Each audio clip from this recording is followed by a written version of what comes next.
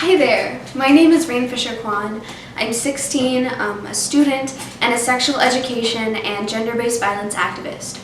Most recently, I organized and founded the March for Our Education movement, a rally that brought thousands of people in my city together to fight for our right for accurate and up-to-date sexual education.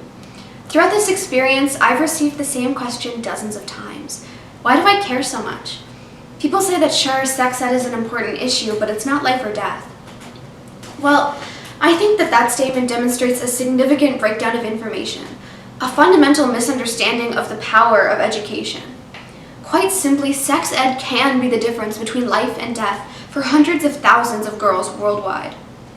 We live in a world decimated by gender-based violence. Over 120 million girls have experienced sexual assault at some point, and some studies show that almost 70% of women worldwide have been victims to violence because of their gender. That's not only millions, but billions. Victims are far more likely to contract HIV, to have an abortion, and to experience mental illnesses like depression, PTSD, or suicidal tendencies. And overwhelmingly, this violence is cyclical and it starts young. Boys see how their fathers and their brothers treat women, and they grow up to perpetrate it themselves. Women grow up watching or experiencing abuse from birth, and some never realize that they deserve to be treated differently. Millions of women across North America, and even more worldwide, don't know the meaning of the word consent. And when you don't know that you have the right to autonomy over your body, it can be almost impossible to enforce it. These problems are especially relevant to my life when they occur in schools. This is something that I've been dealing with for years. From sexual harassment in the hallways to inappropriate comments from teachers, sexual bullying, and more, school-related gender-based violence has been prevalent in my life for as long as I can remember. And my school board and hundreds of other school boards worldwide don't seem to be doing a thing about it. Of the many potential solutions to this problem, none is more effective than sustained, quality, universal sexual education. Where I live in Ontario, Canada, our new Conservative government has recently decided to strip us of that right.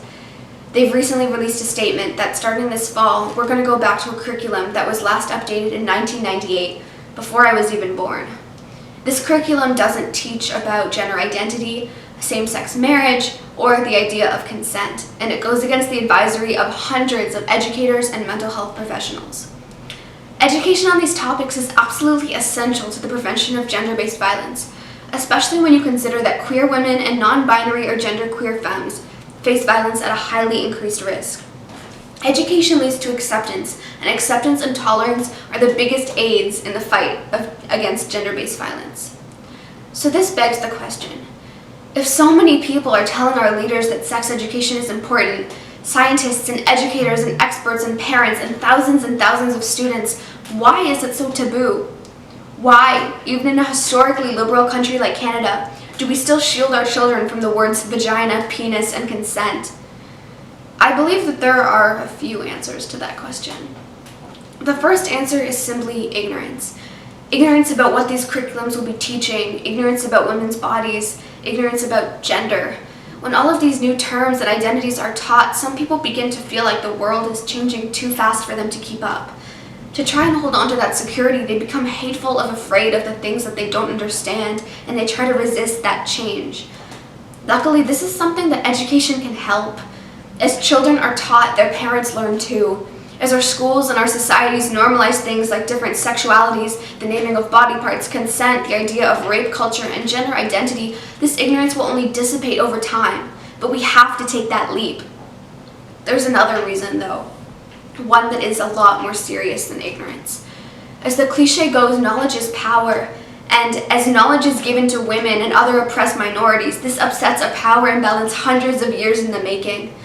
Many people in power, our politicians, our leaders, even just those with privilege, have no worse fear than the idea of losing that power.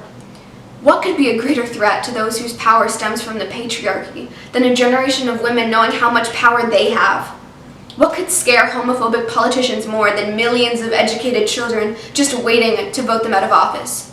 What could endanger an abuser's security more than their future victims being able to put words to their crimes? Women's bodies have been policed, sexualized, objectified, and colonized for thousands of years. This physical domination has been used to enforce an intellectual and emotional domination too. Our society has been treating women like garbage for so long that millions of women have grown to believe it. Gender-based violence is more than just physical. It's a tool created by and for systemic oppression that feeds into itself in a seemingly never-ending cycle. It's a weapon used to enforce the current balance of power and to keep women, femmes, and people with uteruses down. And the perpetration of ignorance is the exact same. When we teach people about consent, we stop sexual assault, mutilation, and rape. When we teach them about healthy relationships, we help to stop millions of girls from entering the abusive relationships that have resulted in thousands of deaths per year. When we teach our children to be accepting of all sexualities and identities, we help to save our trans and non-binary children from a current life expectancy of 35 years old. None of these issues stand alone. What affects women of color affects all of us. What affects trans women affects all of us, and our education has to serve all of us. Sex education is essential to stopping gender-based violence at its core, ignorance. Together, we can continue to fight for our right to education and for a better world for all of us. Thanks.